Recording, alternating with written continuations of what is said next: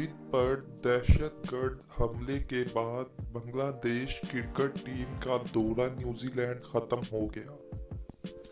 جبکہ بنگلہ دیش نے اپنے کھلاڑیوں کو واپس بلا لیا۔ فرانسیسی خبر رساں ادارے کے مطابق نیوزی لینڈ کے شہر کرائسٹ چرچ کے علاقے ڈینس ایونیو کی النور مسجد میں حملہ آور نے اس وقت اندھا دھند فائرنگ کی جب نماز جمعہ کی ادائیگی کے لیے لوگوں کی بڑی تعداد موجود تھی، اور بنگلہ دیش کرکٹ ٹیم کے کھلاڑی بھی مسجد میں تھے۔ فائرنگ کے واقعے میں بنگلہ دیشی کرکٹرز محفوظ رہے، جس کی تصدیق نیوزی لینڈ کرکٹ بورڈ نے بھی کی ہے۔